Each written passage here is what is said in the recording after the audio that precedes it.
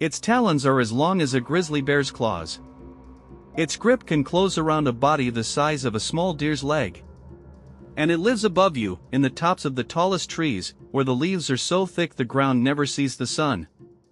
You will almost never hear it. That's the point. The people who named this bird didn't reach for a hawk or a falcon.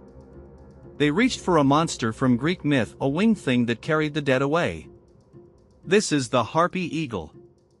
And once you understand what it does up there in the dark of the canopy, you'll never look at a rainforest the same way again. Start with the name, because the name is a warning. In 1758, Carl Linnaeus first wrote it down. He didn't call it an eagle. He called it Vultur harpygia, after the harpies. In the old Greek stories, the harpies were wind spirits with the talons of a raptor and the face of a woman, and their job was to snatch the dead and fly them down to the underworld. Some old depictions made them worse: a giant wingspan, a grotesque, sharp-toothed head, something closer to a winged goblin. That's the creature they thought of when they saw this bird. Not a symbol of freedom.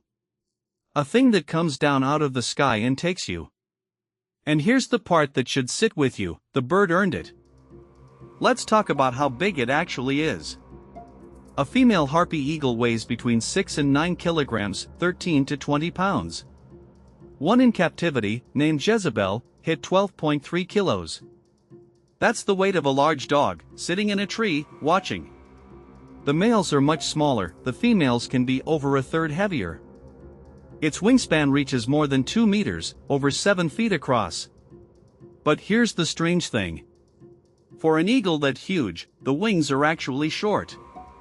Short and broad. That's not a weakness. That's a design. Long wings are for soaring over open country.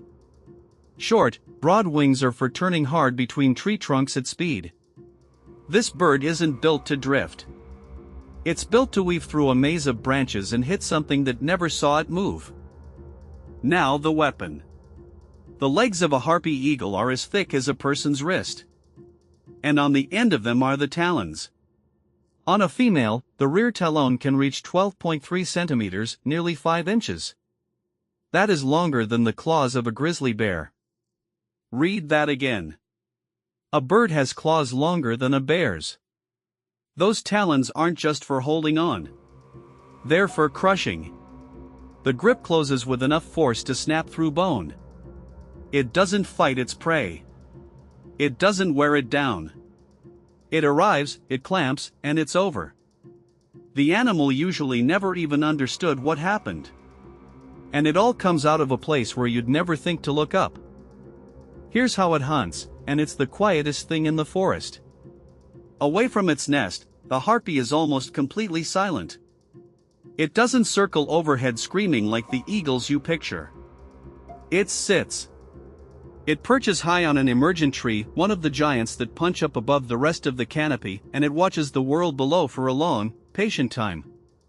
It hunts in the treetops, up in that green ceiling where whole animals live their entire lives and never touch the ground. When it moves, it drops. Broad wings, hard turn, no warning. For the things that live up there, the sky itself becomes the predator. There is no safe direction to look. That's what it means to be hunted by something that comes from above. This bird's range is enormous. From southern Mexico, down through Central America, all the way south into Argentina. It's most common in Brazil, spread across the whole country.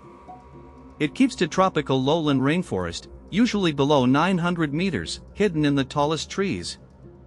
For most of its history it answered to nothing. In its own layer of the forest, the harpy eagle is the top. There is no bigger bird of prey anywhere in its range. Nothing hunts it. It hunts everything else. And for a long time, that was the whole story: a silent king in a green kingdom that stretched for thousands of miles. But the story's changing. And not in the bird's favor. Here's the turn. The most dangerous predator this eagle has ever faced isn't in the trees. It's cutting them down. The harpy needs deep, undisturbed forest, those enormous emergent trees to nest in and hunt from. It avoids people. It vanishes from anywhere the forest is broken. And across Central America, the forest has been broken. Logging has stripped out huge stretches of the old Mesoamerican rainforest, and the harpy is now nearly gone from most of that region, hanging on in only a few places like Costa Rica and Panama. Climate change is expected to shrink what's left even further. Think about that. A creature named after a demon. Talons longer than a bear's. The uncontested ruler of its world.